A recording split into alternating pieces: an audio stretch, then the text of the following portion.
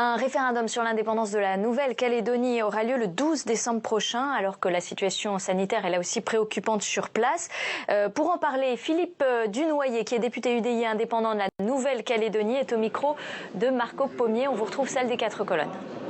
Bonjour Philippe Dunoyer. Bonjour. On vient de le dire, le troisième et dernier référendum sur l'indépendance ou non de la Nouvelle-Calédonie aura lieu le 12 décembre. Les indépendantistes avaient demandé le report du référendum en raison des conditions sanitaires. Le gouvernement, lui, a décidé de maintenir le calendrier prévu. C'est une décision justifiée selon vous? C'est une décision en tout cas qui se justifie par l'évolution des critères.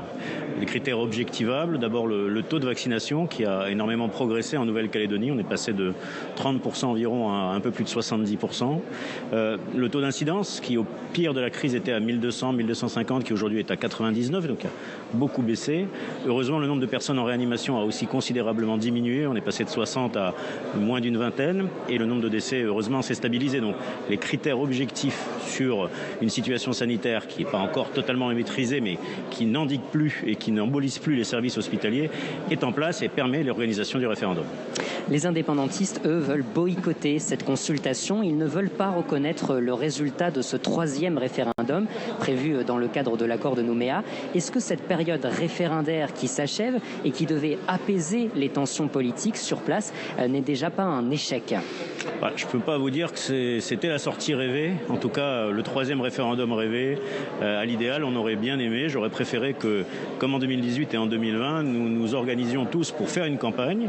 Nous nous opposions sur le plan des idées et puis qu'ensuite, il y ait un résultat qui s'impose à tout le monde. Aujourd'hui, force est de constater que ça ne sera pas le cas puisque les indépendantistes ont refusé de participer à ce référendum et contestent déjà son résultat. Malgré tout, il va quand même bien falloir qu'on se souvienne que depuis 30 ans, on chemine en Nouvelle-Calédonie avec 3 solutions, 3 clés. La première, c'est une discussion à 3, indépendantistes, non indépendantistes et l'État.